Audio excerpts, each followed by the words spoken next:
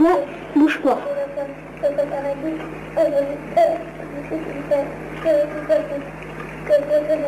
donnerai une autre.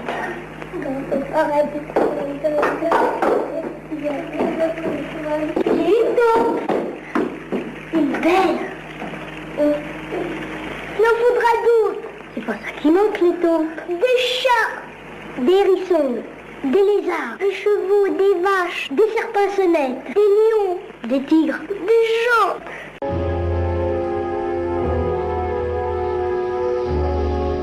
Mon amour, je t'attendrai toute ma vie. Je ne penserai qu'à toi. Reste, ne pars pas, je t'en supplie. Ne me Reste regarde mon amour, ce n'est pas encore l'heure. Je m'éloigne de toi. Ne me regarde pas. J'ai bien réfléchi, tu sais. Et il se trouve que je t'aime. Quoi? Je t'aime. Et qu'est-ce que je peux bien répondre à ça? Dis-moi que tu m'aimes, toi aussi. Je vais plutôt te dire que je m'en vais. Alors, ça te laisse froid, tout ce que je te raconte? Tu m'excuseras, Harry, je sais que c'est le réveillon. Et je sais aussi que tu te sens seul, mais de là à ce que tu débarques, que tu me dises que tu m'aimes, emballer, c'est peser, il y a des kilomètres. Ça ne fonctionne pas comme ça. Cette belle bouche qui croque des chips. Cette belle bouche qui croque des chips. Bien, bien. Change bien, change bien. C'est pas vrai? Ah, enfin, c'est un entraînement, on s'amuse, écoutez. Ah, Est-ce qu'il y en aura pour tout le monde? Ça va se terminer par des athémies, un 5e de hanche et des prises au sol, car je suis ceinture bleue.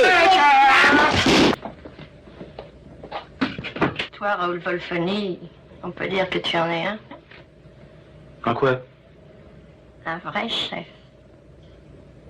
Mais il connaît pas Raoul, ce mec. Il va avoir un réveil pénible.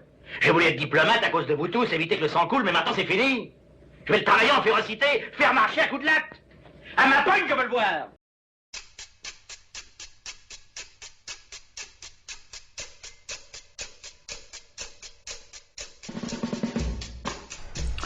Nous sommes très heureux de vous présenter la première émission de Cinémad. Pour cette première, nous vous proposons l'enregistrement de la rencontre Ciné-Passion qui s'est déroulée le 11 mars à la médiathèque de Saint-Genis-Pouilly. D'abord, juste quelques indications sur cette réunion. Cette réunion se déroule tous les mois. Elle permet à des passionnés de cinéma, mais pas seulement, de se retrouver pour échanger leur point de vue sur les films vus récemment dans la région du Léman, Pays de Gex compris. Comme vous allez le constater, les échanges peuvent être vifs, mais cependant ils restent courtois et se déroulent toujours dans une franche convivialité. Passons maintenant au contenu de cette rencontre. À l'affiche, nous avons parlé des films Une merveilleuse histoire du temps, Red Army, d'American Sniper, de Clint Eastwood, Les Nouveaux Sauvages et L'Enquête. Comme d'habitude, les intervenants, après en avoir discuté, nous signaleront d'autres films qui les ont séduits. Bien, nous allons pouvoir commencer.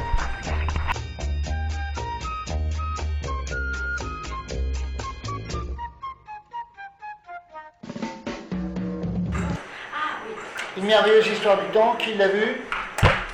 Donc on peut discuter. Oui. Red Army, qui l'a vu? Bien, parce que moi je voulais y aller. J'ai eu la flemme de y aller. American Sniper. Ah ouais. Non, mais moi j'ai une critique de, tu sais, la jeune fille qui était assise là qui... D'accord. Les Nouveaux Sauvages. Moi je voulais aller voir. D'accord. L'Enquête. Bien, parce que moi je l'ai pas vu. J'ai loupé le passage et il repasse à Ferney-Voltaire le 25 mars. Donc voilà. Donc on va commencer par... Enfin si, il y a une chose que j'ai pas vu dedans, mais qu'on avait pas vu, c'est Birdman. Qui l'a vu? Une merveilleuse histoire du temps. Allez, lève-toi. Bonjour, Brian. Stéphane, tu as conscience que c'est toi qui as voulu t'embarquer dans un doctorat de physique? Salut, Salut, je suis en sciences. moi en art. Je suis cosmologiste. C'est quoi ça? J'étudie le mariage de l'espace et du temps. Le couple parfait. On ne sait jamais d'où surgira la prochaine avancée, ni qui la fera.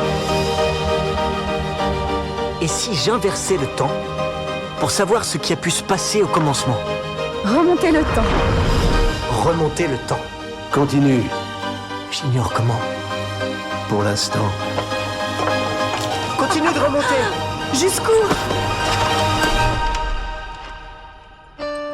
Ça s'appelle la sclérose latérale amyotrophique. L'espérance de vie est de 2 ans. Ce peu de temps qui nous reste, je veux le vivre auprès de toi. Ce truc va tout changer. Tu ne te rends pas compte de ce qui t'attend. Ce sera vraiment dévastateur. Mais je l'aime. Et il m'aime lui aussi. Nous allons lutter ensemble contre cette maladie. Bonne chance. Comment ça va? Plutôt bien. Dis donc, cette histoire de trou noir au début du temps, c'est brillant. Très brillant, Stéphane. Bravo, docteur. Il a une pneumonie. La seule solution pour qu'il survive, c'est de pratiquer une trachéotomie. Il ne pourra plus jamais parler. Mais s'il parlera. Je m'appelle Stephen Hawking. La voix n'est pas jolie. C'est un problème? Je suis très heureux d'avoir pu voir cet homme relever tous les défis, tant sur le plan scientifique que sur le plan personnel. Rien ne doit limiter l'activité humaine. Aussi terrible soit la vie, s'il y a de la vie, il y a de l'espoir. Merci. Désolée, tu as dit quelque chose? J'ai dit merci. Alors, qui veut en parler d'abord? Pas tous à la fois. Allez, on va commencer de la droite vers la gauche, et après on ira de la gauche vers la droite. Moi j'ai trouvé ça assez odieux comme film, carrément. Tu as trouvé? Odieux. Odieux. Vraiment, parce que je trouve qu'une maladie aussi grave traitée avec une telle légèreté, c'est vraiment... Moi, ça m'a choqué, vraiment. Au point de vue acteur, parfait. Vraiment, il est magnifique, ce type. Il a remporté l'Oscar. Ah oui, mais il le mérite. Mais vraiment, essayer de faire glisser ce truc est quand même abominable. J'ai une bonne note parce que je trouve l'acteur extraordinaire. Je trouve que tout l'aspect de la maladie, alors je ne sais pas si c'est parce que j'ai beaucoup lu de choses sur Hawking, je trouve que c'est tout, comment dirais-je, c'est subliminal, quoi, disons. Et on sait ce que c'est que cette maladie, et que bon, je trouve que quand même c'est bien, c'est ressenti. Enfin, donc voilà, moi je trouvais que c'était. Il faut dire que comme il n'y a rien en ce moment. C'est un peu dur quand même. C'est un peu dur. On trouve rien à voir. Ah si, moi j'ai trouvé. Samedi soir dernier, on a téléchargé. Et ben ça, voilà. Donc toi, tu as aimé. François. Ça reflète un petit peu quand même la vérité.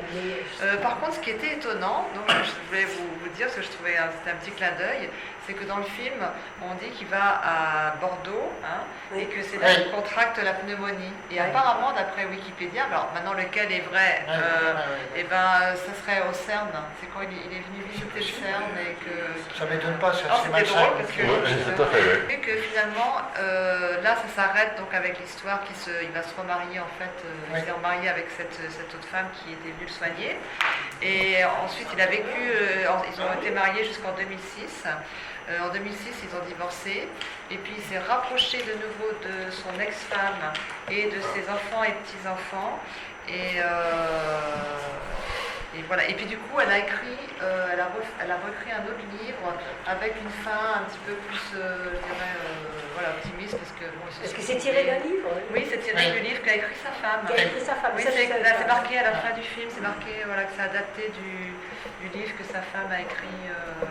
Mais quand elle l'a écrit, je pense que c'est quand ils se sont séparés, puis j'ai l'impression qu'elle était un petit peu...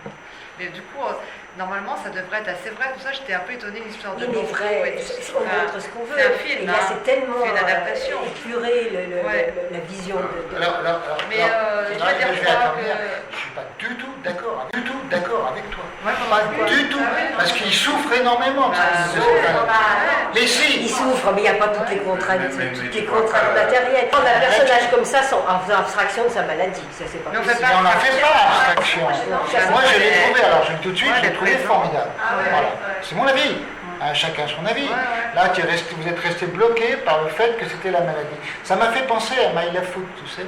Oui, mais ça c'était beau. Irlandais qui était là-dessus. Qui met aussi, parce qu'il y a même à peu près la même position dans le truc, on voit les gens. Bon, ça m'a fait penser un peu à ça. Donc c'est ce qui m'a fait dire, merde, un peu, c'est une reprise un peu, un petit peu, ok. Mais l'histoire est formidable, elle est très bien montrée, je trouve, vraiment. Il est même à un moment donné le moment de la rupture auquel on ne s'attend pas. Et en fait, c'est pas filmé d'une façon violente. Parce qu'il dit, mais je vais partir avec elle. Voilà. Et on comprend. Moi, j'ai compris qu'après qu'il partait avec elle. Je n'ai pas lu l'histoire avant. Il filmé avec beaucoup de finesse. C'est pas du gros en plan-plan. Et je trouve que j'ai en fait, extraordinaire. L'acteur est extraordinaire. Mais la façon de filmer est pas mal faite non plus. Parce qu'il est puant comme mec, mine de rien. Ce genre de rôle, c'était un peu puant quand même. Donc du coup, mais non, j'ai bien aimé, moi franchement j'ai bien aimé. Et d'ailleurs, mais ça, tu es resté, je peux comprendre qu'on est un petit peu, on verra après, dans un autre film, j'ai été un peu déçu aussi. Mais tu es en relation, parce que tu es en relation avec des gens qui sont comme ça? Non, mais j'imagine facilement ce que ça...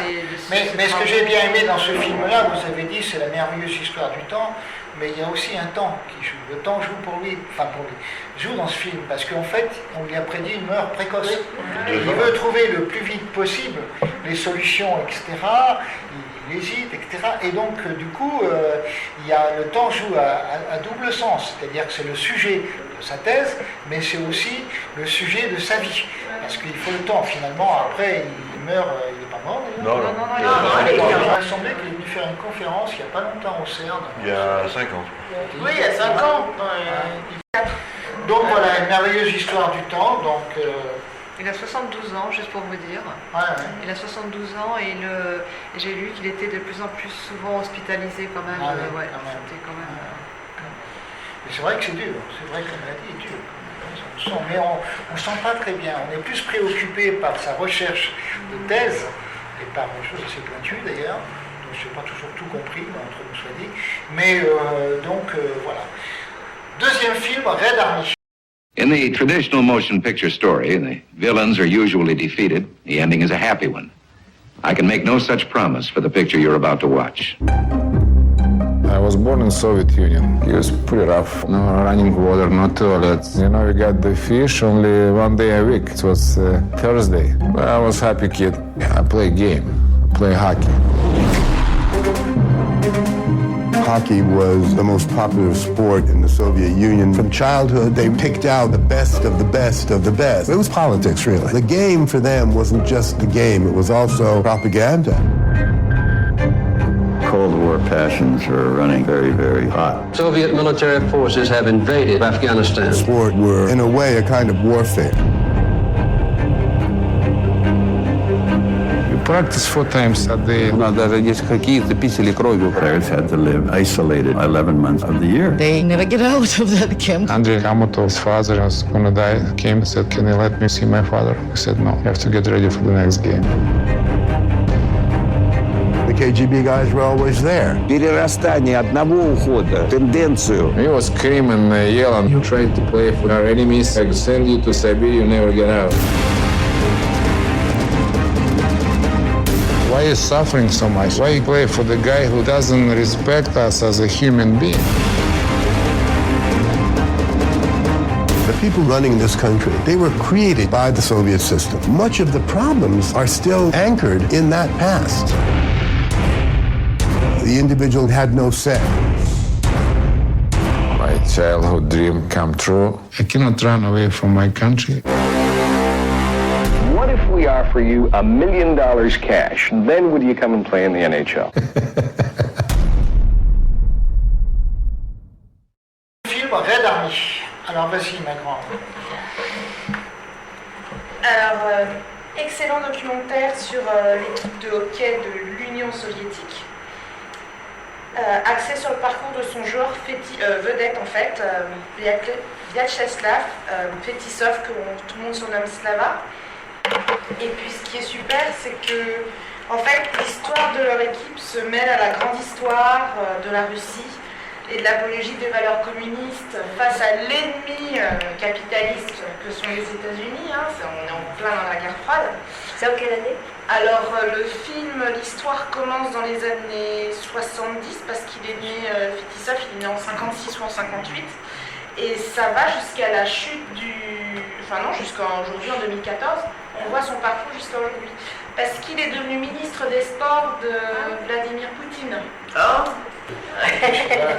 Et en fait, il raconte aussi l'histoire de 5 membres de cette équipe qui formaient ce qu'ils appelaient le bloc des 5. Donc c'était, il y avait plusieurs défenseurs. Et quand ils jouaient, on voit l'histoire avec leurs entraîneurs. Le premier entraîneur qui était Monsieur Tarasov, qui s'inspirait beaucoup quand ils jouaient des danseurs du Bolchoï. Et en fait, quand on les voit jouer sur la glace, on a l'impression d'assister à un ballet. Donc la manière dont ils patinent, dont ils se passent le palais, et puis ils disent je savais que derrière il était là, j'avais qu'à lui passer les yeux fermés le palais. Enfin, les autres en face, ils sont là, ils comprennent pas ce qui leur arrive, quoi. Ils ne peuvent pas attraper le palais du tout, ils sont juste excellents. On voit la défaite face aux États-Unis aux Jeux de Lake-Placid. Ah, ils partent quand même alors. Ouais, ils partent. Alors en fait, on voit aussi la dureté des entraînements, c'est-à-dire qu'avec leur nouveau coach, après Tarasov, il les emmenait dans un camp spécial pendant 11 mois sur 12. Donc ils voyaient leur famille 36 jours dans l'année. D'ailleurs, il y en a un qui l'a très mal vécu parce qu'il raconte une fois qu'il est revenu chez lui et que son fils l'a pas reconnu. Les choses qui arrivent. Il raconte un autre, son père était mourant, il a demandé à pouvoir aller voir son père mourant, le coach a refusé. Donc, ils faisaient tout ensemble, ils étaient tout le temps ensemble. Oui, non mais bon, ça va des coachs que... Et puis il y a un témoignage truculent dans le documentaire d'un ancien agent du KGB. Ah, qui est Vladimir Poutine. Non, Encore lui. D'ailleurs, il y a ça. Mais en fait, à chaque fois que des joueurs partaient à l'étranger, il les accompagnait pour s'assurer qu'ils reviennent tous. D'ailleurs, quand ils partaient, il leur prenait les passeports dans l'avion, il leur donnait juste le temps de passer, puis ils reprenaient les passeports. Hein, et alors, le joueur disait, dans l'avion, il y avait que nous et 2-3 hommes d'affaires, mais sinon, l'avion était complètement vide, quoi. Il y avait personne. Alors après, ils racontent quand ils vont jouer aux États-Unis, il y a une défaite où ils se font battre par les Américains et le coach des Américains dit notre mode de vie est meilleur que le leur. Donc tu sens vraiment les tensions de la guerre froide. Et puis arrive le moment de la chute du communisme, ils commencent tous à vouloir aller voir un peu ce qui se passe ailleurs, donc à partir dans les championnats canadiens et américains, où ils ne sont pas reçus d'abord très bien, hein, ils sont considérés toujours comme l'ennemi. Et puis ils découvrent le jeu des Américains en disant mais ce sont des primates quoi, parce qu'ils se cognent, ils se donnent des coups de crosse, là c'est plus du tout les beaux jeux qu'on a l'habitude de voir. Les menaces qui sont faites vis-à-vis d'eux, vis-à-vis de leur famille quand ils veulent partir à l'étranger. Parce qu'il y en a un qui est quand même parti à l'étranger, mais ça n'a pas été simple. Après la chute Même avant la chute. Quelques mois avant, en 89, quelques mois avant la chute du communisme. Donc voilà, c'est vraiment, ça se suit un peu comme un thriller. Et donc ce monsieur Fetisov qui pendant de nombreuses années n'était pas autorisé à rentrer en Russie, est rentré en Russie, donc lui est devenu ministre des Sports de Poutine. Il y en a un autre des 5 qui est devenu président de la fédération de hockey russe. Il y en a un troisième qui dirige le plus gros club de hockey. Donc en fait, on suit vraiment cette génération qui a été repérée très jeune, parce qu'à l'époque, le sport était une des valeurs pour exalter le communisme, donc ils étaient repérés très tôt. Et ils ont grandi en étant dans ces valeurs-là, et ils arrivent au sommet, parce que lui, au début, on voit tous les titres qu'il a reçus, la médaille de Lénine, la médaille de Staline, la médaille de Tchak, et voilà, il arrive enfin au sommet qui est du ministre des Sports. Alors moi, je veux le voir parce que j'ai vu au Festival Kino, le premier Festival Kino il y a 2 ans, c'était à Genève, donc j'ai vu l'équivalent. Ça s'appelle numéro 14 ou numéro 24 parce qu'il a un numéro qu'il porte toujours, et donc c'est vu totalement différemment parce que l'aboutissement du film, c'est la victoire sur les professionnels américains. Parce qu'il rencontre les professionnels, l'équipe des États-Unis qui est des professionnels américains, comme dit Marie dans tout le film, c'est fait par des Russes là, c'est des brutes totales, etc. Et ce qui est intéressant dans le film russe, c'est que ce garçon va appuyer l'entraîneur de l'époque, le premier, qui va être mis dehors par une manœuvre qui était faite par un de ses successeurs pour l'éjecter, par un de ses gars qui était à côté, qui a pris la place de l'entraîneur, et l'entraîneur est sorti. Et au moment où ils prennent l'avion, lui vient accompagner l'équipe, il n'est plus entraîneur, plus rien, et tous les gars viennent le voir, etc., pour se donner la force, parce qu'auprès de l'autre, ils ne le reconnaissent pas, ils reconnaissent ce gars-là, ce n'est pas la photo, mais sur les trucs qu'on les voit, moi je me rappelle quand il était sur le bras de la touche avec quelqu'un. Et tu as raison, dans le film russe, l'entraînement est très dur, il est très jeune, il est sur la touche. Alors on lui fait nettoyer la piste, la glace. On le voit aussi ça, non? On voit nettoyer la glace, on le voit soulever des drôles de poids. À un moment, comme il s'est rebellé contre le coach qui est odieux, il ne peut même plus aller s'entraîner dans une patinoire. Il n'y a plus qu'une patinoire qui accepte de le recevoir. Donc du coup, c'est son ancien entraîneur qui l'accueille chez lui, qui continue à s'entraîner et tout. Alors par contre, il y a un point qui n'est pas du tout évoqué, c'est le dopage. Oh, et je pense pas que c'était un point délicat, même au rugby, c'est encore un point délicat. Je pense même pas que c'était le but du documentaire. Il y en a juste un moment qui dit qu'à un certain moment, les entraînements étaient tellement rudes qu'ils avaient du sang dans les urines, enfin ils pissaient du sang. Mais voilà, c'est vraiment juste la toute petite réflexion sur le sujet. Le dopage n'existe pas, c'est simplement une aide au développement musculaire. Mais oui, Michel, bien sûr. Parce que là, il n'y en a pas parlé. Bien sûr. C'est bien ce que dit Lance Armstrong, moi j'en sais rien. Le dopage de l'ère communiste. Quand même un gars qui a gagné 7 fois le Tour de France, 7 ou 6 fois, je ne sais plus. 7 fois le Tour de France, s'il avait été dopé, il y aurait longtemps qu'on l'aurait reçu, il aurait été avant. L'estime, tu l'as bien aimé, tu le conseilles en tout cas. Ah oui, moi je le recommande. Ça se suit un peu comme un thriller, c'est génial. Mais ça aurait été intéressant de voir les 2 films. Ah voilà. Malheureusement, l'autre, en France. American Sniper. Alors, on va partir de la gauche vers la droite. À toi de voir. Terminé. Peut-être qu'il est juste en train de parler à sa vieille.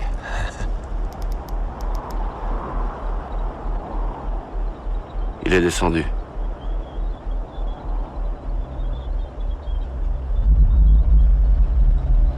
Attendez, j'ai une femme et un enfant extérieur à 200 mètres qui se dirigent vers le convoi.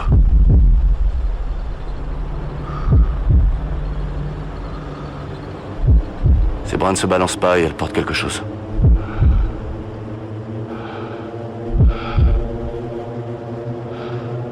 Elle a une grenade RKG russe, elle la donne au gamin. Une femme et un enfant? Tu les as en visuel, est-ce que tu confirmes? Négatif. À toi de voir. Ils vont te cramer si tu te plantes.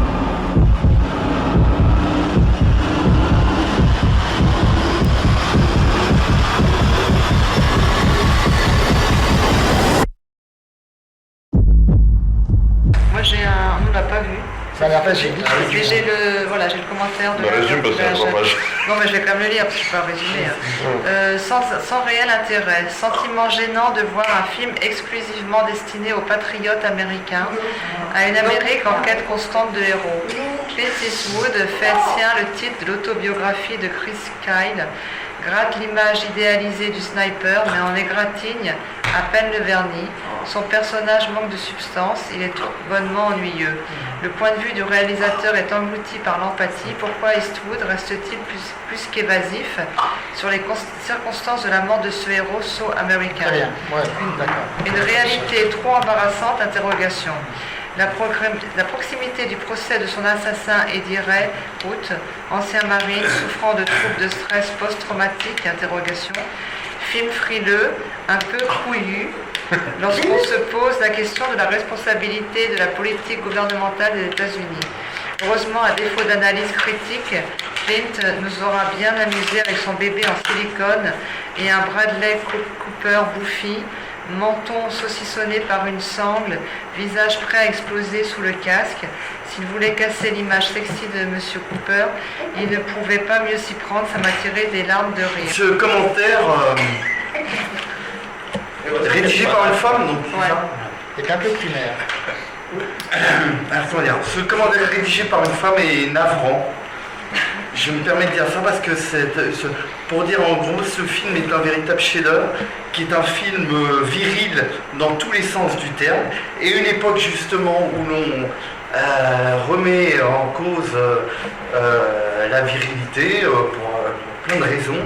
Je trouve que Clint Eastwood est absolument génial, il va jusqu'au bout de son propos, il assume une virilité qui est extrêmement revigorante pour n'importe quel homme. Voilà. Donc, répondre directement déjà à cette première critique, après il y a... Moi je sais pas ce qu'il appelle un film viril. Pour moi c'est un bon film, enfin je trouve vraiment, elle a rien compris. Je trouve que c'est un portrait, le portrait d'un type qui est patriote bêtement, d'une façon vraiment primaire. Et en fait, son personnage, ça ne se dément pas depuis le début du film jusqu'à la fin, quoi. C'est un mec obtus qui n'a pas beaucoup d'intelligence. Non, pour moi, il a une certaine intégrité par rapport à ses convictions. Il croit à ça et il le défend. C'est un bon soldat, quoi. Non, c'est un bon soldat. Et effleurer sont les circonstances quand il rentre chez lui, c'est quand même assez superficiel, mais enfin, on voit quand même la façon dont Pas tout à fait, quand même. Donc quand il rentre, le décalage qu'il y a entre la vie quotidienne, la vie de la famille et tout, et puis c'est lui qui est toujours dans son univers Non, pour moi c'est un bon film, alors je sais pas s'il est viril, mais il est bon. Pour moi, au niveau technique, le film était vraiment très très bien fait et tout. Mais à un moment donné, j'étais en train de dire, là je vois vraiment les cowboys et les Indiens, on a tous les droits pour nous pour faire ça, et les Indiens ils n'ont pas un mot à dire. Et pour moi c'était... Juste une parenthèse, ce point-là a été abordé. Vous savez que Clint Eastwood est un grand admirateur de John Ford. Mais oui, c'est un film... Donc si vous voulez, dans tous ces westerns, il y a un peu ces confrontations, comme dans les westerns, et là il le reprend un peu, irakien contre américain. Voilà. Mais la chose qui gêne, c'est à l'époque des westerns, il n'y avait pas Internet. Maintenant il y a Internet, il y a des gens qui vont prendre ce genre de situation et profiter de ça pour leur dire, voilà, djihad, ils ont ça. Alors je pense qu'un tout petit commentaire sur les raisons d'être, ça aurait été bien.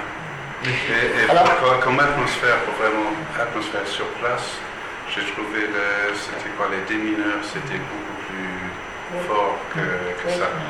On reste, avec les démineurs, on rentre dans le film. Dans ce film, moi je suis resté dehors, j'ai vu ça comme un spectateur. Et j'avais aucune sympathie avec eux. Bien, merci. Alors, il faut savoir que c'est un film qui a soulevé beaucoup de polémiques. Il y a des gens qui sont totalement emballés, style Thomas. Très bien.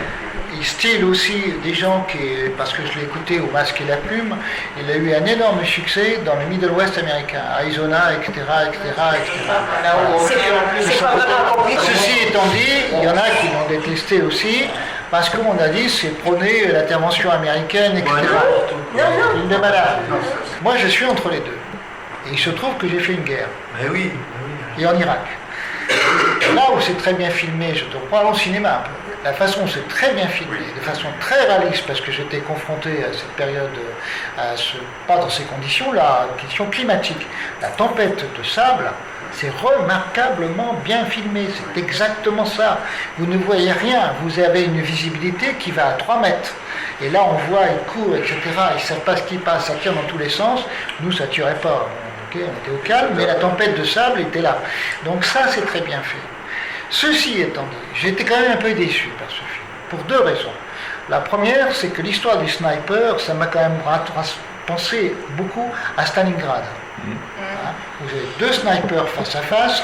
Ça, j'ai trouvé, j'ai dit, c'est un petit peu du ressucé. Première chose. Deuxième chose, je trouve qu'il y a un manque. Je n'ai pas été le seul à le constater dans le Marque et la Plume. Le gars qui est intervenu le premier a dit la même chose que moi. Enfin, moi je dis la même chose que lui, parce que je l'avais constaté. C'est-à-dire qu'il y a toute la phase qui est reconstruction, retour, etc. C'est déséquilibré ce film. On a pendant pratiquement les 3 quarts du film des guerres, ça se tire, etc. Bon, on a compris, ça va. Par contre, c'est ce que disait la dame, je suis tout à fait d'accord avec elle, il aurait été intéressant de faire une partie un peu plus grande derrière, et en particulier les raisons pour lesquelles lui, qui a retrouvé la moyen de se restructurer en essayant d'aider les gens qui avaient des problèmes post-traumatique, parce que c'est ça qu'il faut voir. C'est pas une brute, hein, c'est pas un con. Hein. Et il a fait ça, et par ailleurs, le type, il se fait tuer par un Marines. Mais oui. C'est pas que lui, les gars, ils sont les 2. Hein.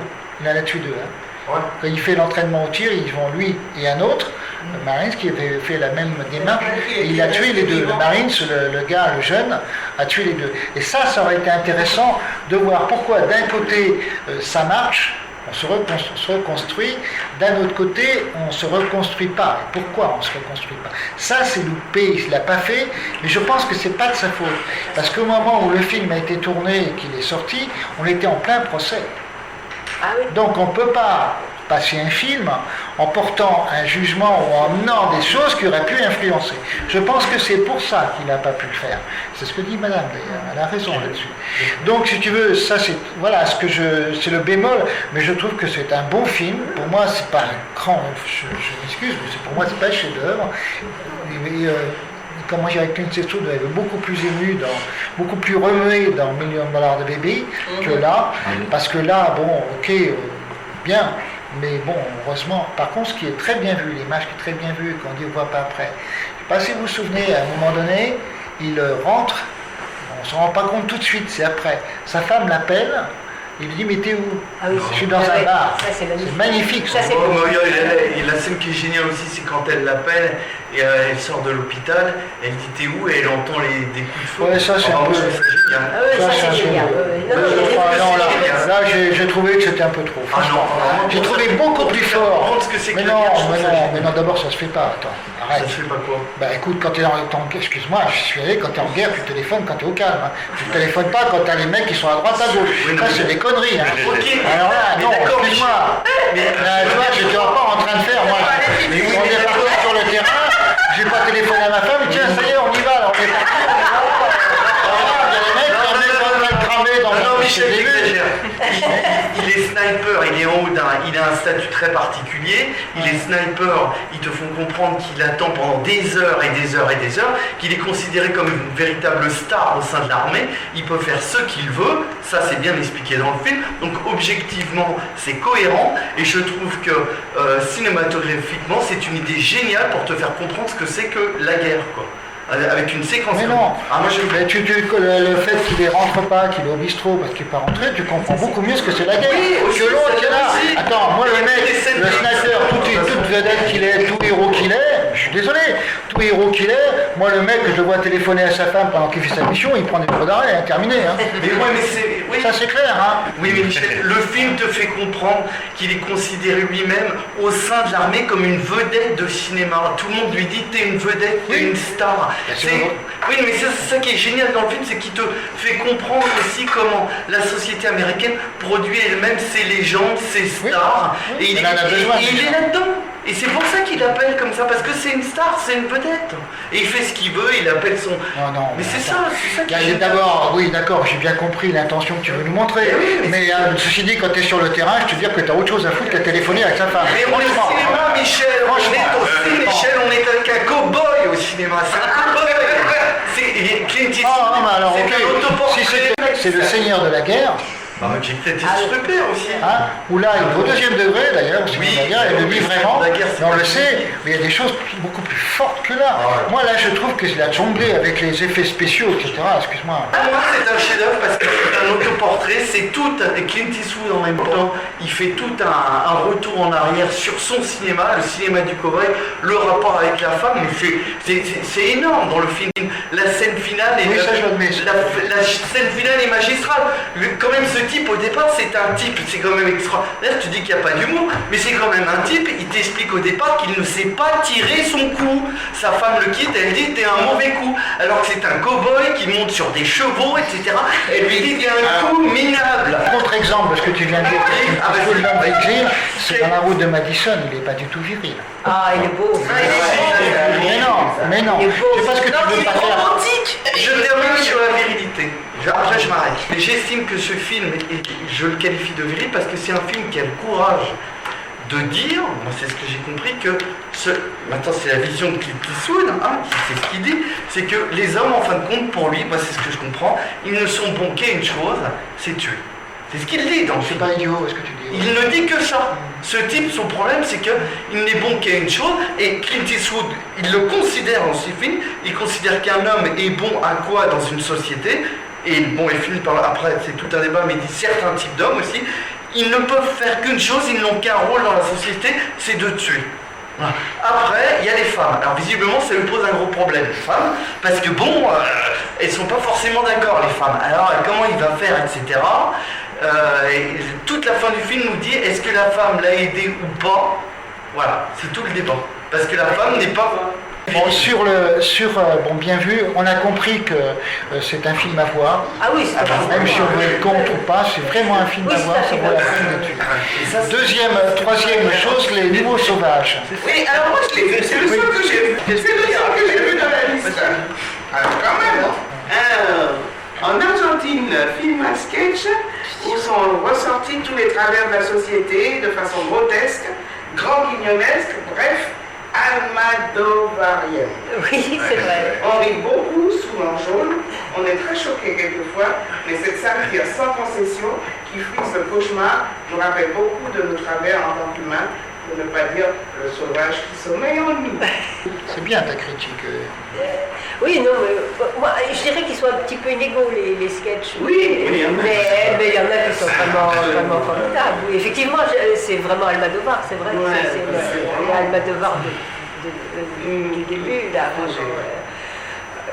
Bon, on ne peut pas raconter les sketchs parce que...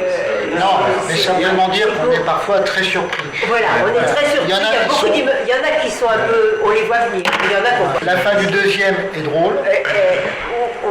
Si on veut. Si, c'est de l'humour noir, mais...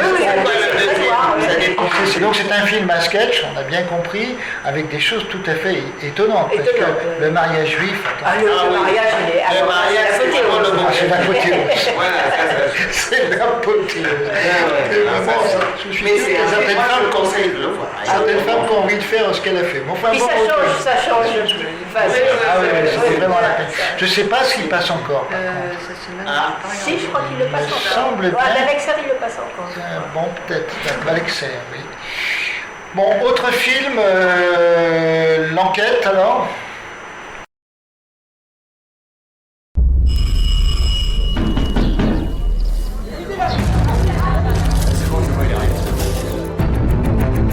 Vous êtes bien devenu Robert? Oui. Commissaire Julien, nous sommes venus vous interroger et effectuer une perquisition. Si j'avais su qu'en me lançant dans cette enquête, j'allais me foutre dans une telle merde. Que j'aurais sur le dos une multinationale, des banques, des avocats, des juges, des huissiers, des policiers. Vous avez déjà entendu parler de Clearstream? Que je me retrouverais au cœur des guerres fratricides entre les deux principaux marchands d'armes français et de 2 candidats à l'élection présidentielle. Franchement, je crois que j'y serais pas allé. J'ai rencontré un type. racontez quoi? L'histoire du système de dissimulation de capitaux à l'échelle internationale. J'ai eu 4 appels raccrochés aujourd'hui, je sais pas ce qui se passe là.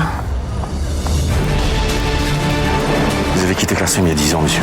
Il vous fout peur à ce point-là.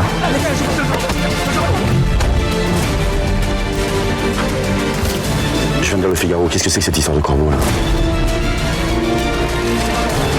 Vous voulez vous attaquer à trop gros. T'as fait tout ça pour rien, mon amour.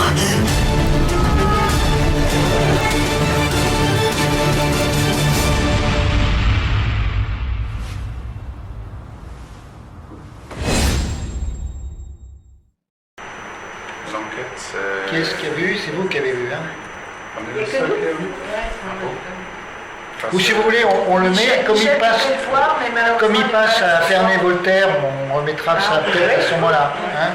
Comme le temps avance, je vous propose Birdman. Qu'est-ce qu'on fout là?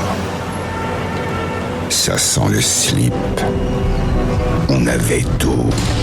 Tu étais une star, tu t'en souviens?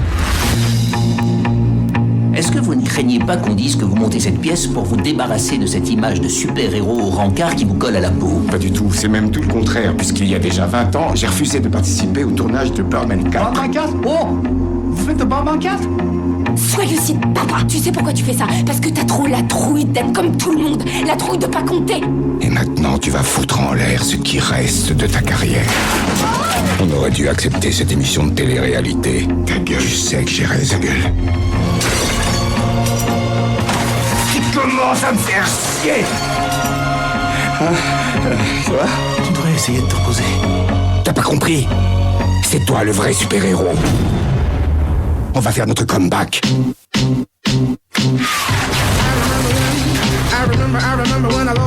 Tu es Birdman. Tu es un dieu. Va chercher ton costume d'oiseau, ta berdelle et ton bec. On va remettre ça rien qu'une fois et leur montrer de quoi on est capable. J'ai une chance à saisir, tu comprends? Une chance unique.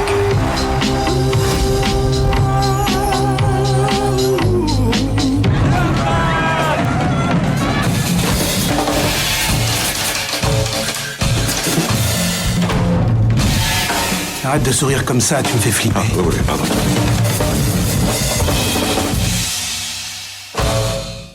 On n'est que 2 à l'avoir vu, je crois. Hein. Nous, on l'a vu. Ouais. Donc je vous propose qu'on remette la prochaine fois parce qu'il vient juste de sortir à Ferney et je vous propose d'aller le voir. Tout pour vous dire, enfin, il faut vraiment un film à voir. Ah oui, c'est vraiment un film à voir. Vraiment. Ah oui, Vraiment. On pose une question, est-ce qu'il mérite l'Oscar? Qu'il a eu du meilleur film. Quoi, je ne sais pas s'il mérite l'Oscar, mais enfin c'est un très bon film. Enfin, le thème, il faut quand même le dire, le thème, et c'est peut-être pour ça qu'il a eu l'Oscar, le thème c'est un acteur à succès de cinéma, de films, de série B, un truc pas terrible, et il a le rêve de devenir un grand acteur de théâtre. Il ne fait pas de cadeau au monde du spectacle. Hein. Alors, il descend vraiment le monde du spectacle d'une façon vraiment systématique. Oui, le monde du spectacle. Alors, justement, si vous voulez, Hollywood, dans un film où il est descendu avec les critiques new-yorkaises et autres, toute intelligentsia new-yorkaise, bon, il y a des positions est-ouest, bien entendu, et puis bon, bah là, il ne faut pas s'étonner qu'il ait eu l'Oscar. Hein, voilà là-dessus. Mais le film était bien, c'est pas un scandale qu'il l'ait eu. Puis il y a quelques scènes qui sont vraiment très drôles. Quand il se retrouve dans la rue comme ça. Ce qui d'ailleurs a lancé une folie pour les slips, puisque vous savez aux Oscars, le gars est venu en slip présenter. Ah non, je sais pas. Ah non, je sais pas. L'animateur est venu présenter ce film en slip. Ah oui? Ah ouais. Et donc le slip kangourou, avec un machin, pas très sexy. Et donc voilà, et vous savez qu'il y a eu le festival du slip à Lausanne dernièrement. Ouais, festival du slip et de l'érotisme, je crois, je sais pas quoi. Voilà. Bon, le deuxième côté, peut-être moins attirant, moi, le premier, bon, c'est surprenant. Quoi, voilà. Donc, on va passer aussi. Qui a vu Le Dernier Loup? Le Dernier Loup? Personne, on en discutera. Allez le voir. C'est une photo magnifique, une histoire, bon, ok, mais c'est des paysages, quoi. C'est vraiment bien filmé, c'est vraiment bien fait. Et quand on voit les loups de près, quand ils sont filmés par Jean-Jacques Hano, on comprend que le loup est un personnage qui a fait peur et qui était un personnage de légende, hein, parce que vraiment, un loup noir aux yeux verts, là, ça fout la trouille, quoi. Je ne suis pas passé sous le siège, mais bon, voilà. On a vu un loup en Mongolie. Ouais. Mais là, c'était pas des loups de Mongolie, hein, c'était des loups du Canada qui sont là. Ils ont fait venir un dresseur. Parce que, voilà. Mais il y a toute une histoire, on racontera ça. C'est pas lui qui va bouger. Voilà. Bon, merci pour vos commentaires. Des films qu'on a vus. Oui, pardon, excuse-moi. Alors j'ai vu les souvenirs de Marnie, donc manga japonais avec un scénario remarquable qui relève le défi d'expliquer aux enfants et aux adultes la fonction psychanalytique des souvenirs. Oh là là, c'est réglé. Ah mais t'as aimé ou pas? Ah j'ai adoré. Bon, non mais je crois qu'il était pas mal. J'ai vu, alors attention, 50 000 réactions qu'il y a eu tout à l'heure, j'en déduis que les femmes ne savent vraiment pas ce que c'est que la virilité aujourd'hui, surtout quand elles vont voir un film pareil. J'ai commencé à lire le roman. C'est une bluette. Le film est un film à l'eau de rose pour ados. Bon, ce qui est un peu inquiétant, c'est qu'on leur dit qu'elles peuvent commencer à découvrir la sexualité avec le sadomasochisme. C'est une interview pour le journal. J'ai quelques questions à poser. Monsieur Gray va vous recevoir.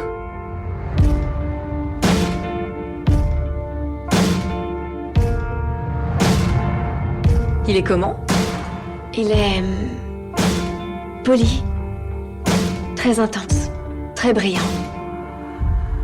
extrêmement intimidant. Quels sont vos centres d'intérêt en dehors du travail? Et vous? J'aimerais en savoir plus sur vous. Il n'y a vraiment pas grand-chose à savoir sur moi. Je veux dire, regardez-moi. Je vous regarde.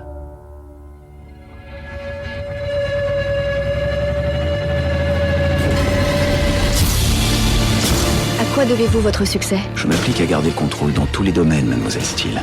Ça doit être un peu lassant.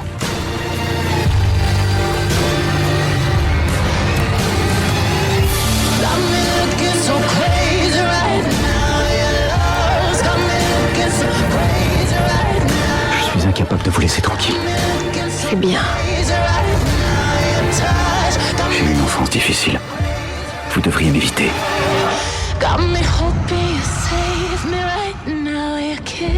Je ne fais pas tant de romantisme. J'ai des goûts très particuliers. Vous ne pourriez pas comprendre.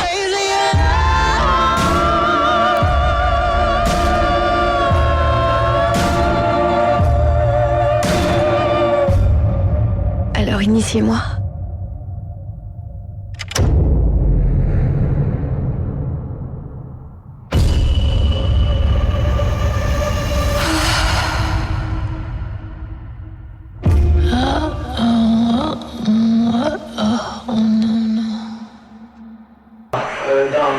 Dans le midi, et alors elle disait les copines veulent y aller, mais moi je n'y vais pas parce que je trouve ça absolument débile et vraiment entre ados et se bagarrer parce que c'était. Non mais le film est inoffensif. Mais je trouve que quand même on montre cette histoire de cet homme qui a quand même eu un problème déjà depuis l'enfance. Hein. C'est un film qui reste, moi je trouve que c'est un film qui reste sur un fil de rasoir et on a toujours ce sentiment de dualité entre est-ce que c'est lui ou c'est elle qui va réussir à amener l'autre de l'autre côté. Enfin c'est l'équivalent pour moi de 9 semaines et demie quoi, mais aujourd'hui, alors bon maintenant. Je sais pas, on voit ce type quand même. C'est beaucoup plus romantique que 9 semaines et demie. Il n'y a pas le côté sadomaso qui nous arrive. Ouais, mais là c'est pour moi c'est. Et donc la question que je me pose c'est en quoi les femmes trouvent que M. Walter Gray est quelqu'un de viril, puisque quand même visiblement elle excite. Mais non, mais attendez, moi. Non, mais il y a un magnétisme qui n'a rien à voir avec ça. Oui. Je sais pas. Vas-y, dis. Alors elle a vu aussi 50 Shades of Grey. Alors, elle. 50 degrés, on va dire comme quoi. Alors, et oui, je l'ai vu. Je ne me suis ni laissé polluer par les aficionados nada du bouquin, ni découragé par les allusions dépréciatives et commentaires hystériques de ceux qui n'avaient ni lu le livre et ne verraient jamais le film. Bref, commençons par le début. Le film est conforme à ce qu'on nous vend dans la bande-annonce, soit une comédie romantique encanaillée et contrariée. Point barre, mais bon point. Le film, qui voit-on? Une Dakota Johnson fade, mono-expressive, mais dont la dentition peu hollywoodienne et l'ovale poupin permettent à toutes les girls next door que nous sommes, ou fumes, de s'identifier, au peu que l'on se laisse tenter, et moi j'en suis parce qu'en face, il y a Jamie Dornan, plus complexe dans sa prestation et super canon. Et ben voilà. Cahier des charges rempli, merci. Il n'y a rien d'autre à tirer du film, et son déroulé nous mène gentiment vers la sortie sans trop de mal. Concernant la forme, j'accepte sans problème les clichés des romans photos puisqu'ils participent entièrement au genre. Mais j'en regrette le traitement lapidaire et le manque d'intelligence. Par exemple, le siège social de la House Grey, tour s'étirant dans une contre-plongée un peu trop fascinée par ce phallus crevant les cieux. Le 7e ciel, point d'interrogation. Ou bien encore une Anastasia Godiche au possible qui, après une mauvaise chute, et par mauvaise j'entends mal jouée, mal tournée, se retrouve au pied de Monsieur Grey dès le premier contact pour mieux imprimer sa fatale soumission au beau mal. Et qu'en est-il du sujet épineux, dominant-dominé? Il n'y a pas à polémiquer. Mr. Grey soumet à la jeune vierge une paperasse détaillant ses envies et ses pratiques, que la déjà moins niaise ne manquera pas d'amender selon ses propres désirs. Il s'agit bien d'un contrat en bonne et due forme, comme on en signerait pour les mariages, so what the fuck si j'ose m'exprimer ainsi. En conclusion, 50 Shades of Grey est à la hauteur du sirupeux Notebook de Nick Cassavetes qu'on avait ressorti sans scrupule des placards quand le craquant Ryan Gosling crevait l'écran dans le drive. Bref, à voir gentiment devant son poste de télé les jours de migraine. 50 nuances degrés, c'est pour moi un peu dans le film comme dans le roman l'illusion qu'on peut résoudre la guerre des sexes en faisant un contrat, qui ne fonctionne absolument pas dans le film comme dans le roman. Et c'est la problématique qu'on retrouve dans American Sniper. Moi j'ai toujours pensé qu'on va au cinéma, pourquoi? On va au cinéma pour voir des gens qui font l'amour ou qui baisent, c'est le sujet de 50 degrés, ou des gens qui s'entretuent. American Sniper. Non, mais c'est ça, tu ne vas jamais au cinéma pour voir des gens qui sont heureux, qui n'ont pas de problème, pour qui tout va bien. Si, tu vas quand même pour ça. Ah ouais. Par contre, autre film que vous avez vu? Inherent Vice. If it's a quiet night out at the beach and your ex-old lady suddenly out of nowhere shows up with a story about her current billionaire land developer boyfriend and his wife and her boyfriend and a plot to kidnap the billionaire and throw him in a loony bin. I need your help, Doc. Maybe you should just look the other way. But if you're Doc, it may all start to get a little peculiar after that. Michael Z. Wolfman. And Mickey Wolfman. And Mickey Wolfman. Has vanished. So where would I find him? He's technically Jewish, but wants to be a Nazi. And a girl don't necessarily want to get into difficulties with those folks. You got a spare picture I could borrow? Ah! Mm-hmm. Well, maybe you're better off with the Nazis. Whoa. Are you all right? Am I? Are you? Ordinarily, we're the ones asking the questions. And your question is, which side am I on? Good question. Wrong answer.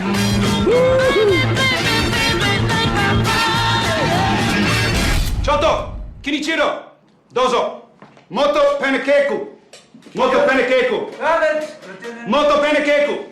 Hai, hai, hai.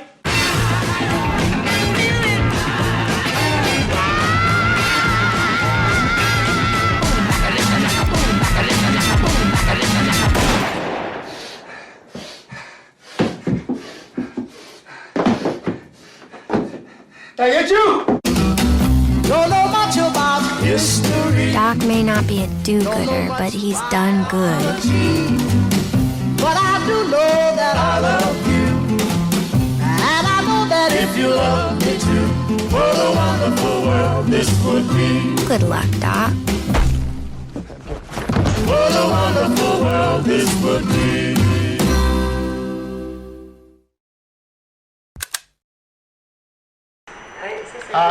Alors moi j'ai adoré, c'est un cinéaste que j'aime beaucoup, maintenant c'est très bizarre, c'est très drôle. C'est quoi le titre? De Paul Thomas Anderson. Ah oui, celui qui a fait Magnolia. Magnolia, et pour moi c'est...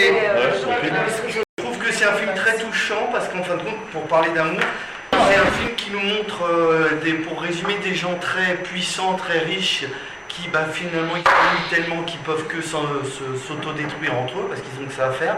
Et le seul, en fin de compte, et c'est ça qui est très beau dans ce film, c'est que les gens les plus déphasés, les plus faibles, en fin de compte, ce sont parmi ces gens-là que l'amour peut exister. Et dans ce sens-là, j'ai trouvé que ce film était absolument magnifique, quoi. Avec beaucoup d'humour, des scènes très originales. Et là, une scène de sexe enfin originale. Enfin, quelqu'un qui sait filmer une scène de sexe. Et filmer une scène de sexe, c'est pas seulement 50 minutes de Greg qui ne sait pas filmer le sexe. Et là, il y a des scènes. Et voilà. Et donc, j'en reviens à ça. De ce système. Je suis content que tu le dises comme ça parce que j'ai entendu au Masque et la Plume qu'ils l'ont démoli. Et ça me donne envie d'aller le voir. Moi, tu le décris parce que c'est pas du tout comme ça qu'ils l'ont décrit. Donc, je trouve que c'est un réalisateur qui reste extrêmement cohérent. On retrouve les mêmes thématiques. Il va jusqu'au bout. Il y a des scènes qui peuvent paraître trop étranges, trop bizarres. Il y a des gens qui m'ont dit, j'ai entendu mon frère qui disait, mais ce film, on comprend rien de ce qui se passe. Bon, voilà, il y a toujours des gens qui croient, parce qu'il y a une similée intrigue policière. Mais il n'a absolument aucun intérêt. Le réalisateur fait comprendre que c'est pas ça qui est important. C'est les relations entre les gens qui sont là, et il les décrit d'une façon extrêmement originale, très touchante. Bon, merci Thomas pour nous avoir conseillé ce film. Qu'est-ce que je voulais dire? Moi, j'ai vu un film que je trouvais un bijou, qui a d'ailleurs été primé Grand Prix du FIFDH, parce que c'est là que je l'ai vu. C'est Spartacus et Cassandra. En fait, il y a des flics qui sont là. Et vous n'avez pas vos papiers, vous? Avec vous? Ils font quoi? Ils sont là, et je sais pas quand est-ce qu'ils vont rentrer. Tu vas faire quoi là? Je peux pas sortir. Pour l'instant, vous restez ici. On me dit que vous vivez là, que vos parents, ils travaillent et qu'en ce moment, ils sont pas là, qu'ils sont à Paris. Et qu'ils ont oublié de vous donner vos papiers. D'accord. D'accord? Une relation très forte, on habite ensemble, tout se passe très bien, mais je suis jeune, j'ai 21 ans, et il y a des moments où je me dis que je suis pas en mesure de faire l'éducation d'enfants. Arrêtez les enfants, ramasse déjà anti-familier. Mais, papa... On arrête. Qui nous a donné à manger? C'est mon père, non? Spartacus, On n'enlève pas pour l'instant, le seul conseil que je puisse te donner, c'est ne te préoccupe pas de la situation de ton papa. T'inquiète pas.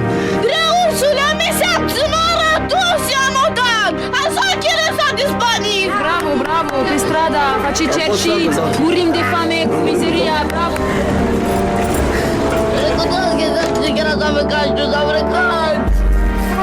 Nu răbrai, tu te vezi mereu în fața.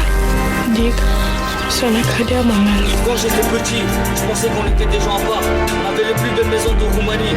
Câteodată și ba, ai trebuit ca știlezant. J'étais jaloux, pour cette raison ils s'attaquaient à nous. Alors on est parti en France, les bagages légers, mais plein d'espérance. C'est un bijou. Franchement. C'est filmé de façon... Les petits gitans, là. Voilà, non, c'est des filles roms. C'est des Roms, là. C'est des roms. Avec, juste pour résumer l'histoire, ils sont confrontés à un dilemme, soit rester avec leurs parents, avec un père qui boit, une femme un peu dépressive, etc. On ne sait d'ailleurs pas si elle est dépressive ou si elle fait semblant d'être dépressive, donc là-dessus, et d'aller dans une famille d'accueil pour vivre une vie correcte. Et je vous assure que c'est déchirant, c'est bien fait. Et pour juste la petite anecdote, le petit garçon qui joue dedans, qui s'appelle Simon dans le film, est un garçon, lorsqu'il a eu le casting, il a commencé par slammer. Et puis après, il a dit au réalisateur, bon, alors, tu le fais avec moi ce film ou pas, quoi? Ça a plu au réalisateur et il l'a pris. Ok. On va passer maintenant au deuxième volet, juste passer, pas le 11 mars, ils sont sortis le 11 mars. Il y a une colonne des films, une colonne des dates de sortie, une colonne les lieux. Mais c'est le Selma, et je crois qu'il ne sait pas s'il y est actuellement. Il sort aujourd'hui en fait. Il sort aujourd'hui, mais je ne sais pas s'il fera Ferney-Voltaire va le programmer.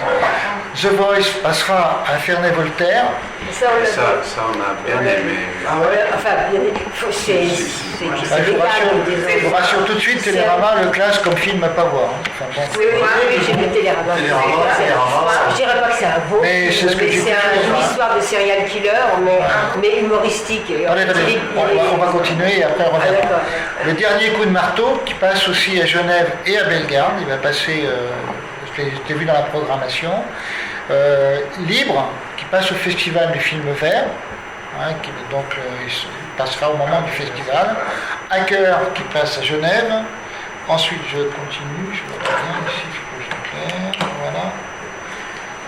Ensuite, Voyage en Chine, qui passe à Genève. Journal d'une femme de chambre, qui passe à Genève à partir du 1er avril. Attends, mais c'était en les mêmes ou pas? C'était un nouveau. Ouais, je vais revenir. C'est pas celui de Buñuel, hein. Ah bon? C'est pas avec Jeanne Moreau, c'en est un autre. Hein, qui vient sortir avec Léa, comment elle s'appelle? Seymour. Léa Seydoux. Seydoux, ouais. Seydoux. C'est Seydoux. Seydoux, alors, vous voyez, il y a quand même pas mal de films. Et là, j'ai choisi les films qui sont, par les critiques, qui ont mis 3 étoiles et au-dessus. Hein, à peu près, parce que c'est comme ça qu'on le voit. C'est sur première, parce que vous ne pouvez pas savoir, moi je ne les ai pas vus au départ. Il y en a un que je voulais vous signaler parce qu'il est très bien vu, ça ne m'étonne pas, mais il ne passe pas ici. Il passera peut-être, mais c'est Cross Queen qui sort cela. C'est l'histoire d'un film, c'est un film estonien qui raconte l'histoire en Union soviétique où les Estoniens sont déportés, etc. Et c'est un film assez curieux comme réalisation parce qu'il y a des plans fixes de temps en temps. Il y a des plans fixes comme des images figées, comme si l'histoire se figeait, quoi, parce qu'elle raconte. Donc c'est assez, il est bien vu, Télérama le dit passionnément, donc s'il trouve qu'il sait bien, c'est qu'il doit être bien. Voilà. Bon, mais écoutez, voilà, maintenant on arrive au moment de la sélection, alors on va revenir un petit peu encore en arrière. Voilà, alors Selma, on y va ou pas? Je ne l'ai pas montré, mais bon, c'est... De quoi, Selma? Ah oui, c'est Martin Luther King. Martin Luther King. Ouais, ça peut être sympa. Oui, non? Oui. Ouais. The Voice. C'est l'autre? Bah, on l'a vu là. Non, mais... Non, moi non. Non, oui, non. Bon, non. C'est pas forcément... Alors Selma, le dernier coup de marteau. Oui, d'accord. Il passe en ce moment à Bellegarde, il me semble qu'il est sorti, il est à Bellegarde. Libre. Ça ne donnait pas vraiment envie, non, Ah ben c'est le film écolo par excellence. Hein. Ouais, non, mais sans doute. C'est-à-dire, voilà, donc, mais écolo un peu... Bon, c'est pas le sel de la terre, quoi. Hein, voilà, c'est l'autre côté, c'est l'autre version. Quoique il a l'air de parler des éoliennes. Bon, ok. Donc, Hacker. Non. Et donc, on n'a que 3 films. Parce que Michael Mann. Moi, Hacker, je le fais, ouais. C'est Michael Mann. On peut avoir une surprise. Je veux dire, Voyage en Chine. Voyage en Chine. Oui, 5. Et Journal d'une femme de chambre. Non. Oh, ça ne pas enthousiasmé, ça m'étonne. Alors, puis Birdman, d'accord, l'enquête, bon, c'est bon, ça en fait 7 au total. Donc je récapitule, l'enquête, Birdman, Hacker, Selma, le dernier coup de marteau, Voyage en Chine. Voilà, ok. C'est bien. Claire Stream. Ok. C'est l'affaire Claire Stream. Ah oui. Voilà, donc il y a juste là-dedans, il y a juste The Voice qu'on a viré et Libre qu'on a viré. Ok, Et voilà. on a une femme de chambre qu'on a virée aussi. Et Voyage en Chine, il est dedans. Ouais, je voulais juste proposer quelque chose. J'avais envie de proposer une sortie cinéma pour les gens qui pouvaient qu'on fasse ensemble. Par exemple, éventuellement là, je sais pas, on pourrait décider d'un des films qu'on pourrait essayer de voir ensemble, celui qui a le plus de. Je sais pas, tout à l'heure, on parlait avec Birdman, il y a pas mal de gens qui avaient envie de le voir. Alors, je sais pas parce qu'il passe encore. Toi, tu l'as vu? Ah mince. Non, mais c'est pas grave, au contraire. De toute façon, on n'arrivera pas à voir tout le monde en même temps. Hein, voilà. C'est l'idée à retenir. À moins qu'il y en ait un autre qui tente tout le monde et puis on essaye. Bah, allez-y, vas-y, il faut faire le choix maintenant parce que sinon. Avec l'enfant là. Ça sera lequel? Le dernier coup de marteau. Ce sera Birdman. Birdman, il est dans la liste, non? Oui. Moi, Birdman, ça serait vraiment. Birdman, c'est ta voix, je crois. Ce qui m'intéresse le plus. D'autant plus que c'est intéressant de discuter après le film. Après. Parce que là, il y a à dire. Parce que là, il y a à dire, voilà.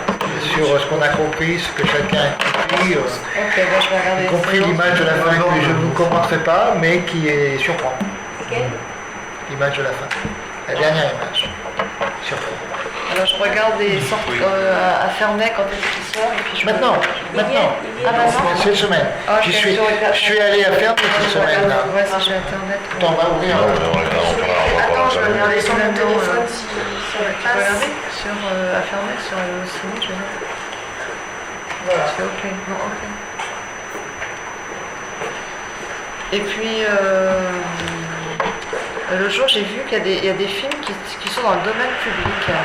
En français, est-ce que vous seriez d'accord qu'éventuellement on choisisse un qui soit d'accord et qu'on le regarde ensemble et après on ne regarde pas trop tard pour pouvoir un peu en discuter? Et ceux qui sont dans le domaine public, pas tant que ça, ce sont des très vieux films. Ce sont des très vieux. Je sais que par exemple tous les films soviétiques avant sont du domaine public. Les films des Einstein, par exemple, Potemkin, c'est du domaine public. Voilà. Mais il y en a un que je connais aussi de mémoire. C'est une question. Comment? C'est une question d'âge. D'âge, et puis si tu veux, la production, personne n'a racheté. Si tu veux, c'était des films d'État. Et puis ça ne t'a pas échappé que la production de l'Union soviétique, enfin l'Union soviétique, c'est une boîte qui a fait un peu faillite, quoi. Elle a été reprise sur un autre style, presque le même, mais voilà. Voilà. Donc, non, c'est curieux. Tu as par exemple un film, parce qu'il a été financé par les contribuables, enfin par nous, quoi, parce que c'est un organisme, c'était Club Alpin, etc., je crois. C'est le film d'Herzog, l'Annapurna. Ça, c'est gratuit.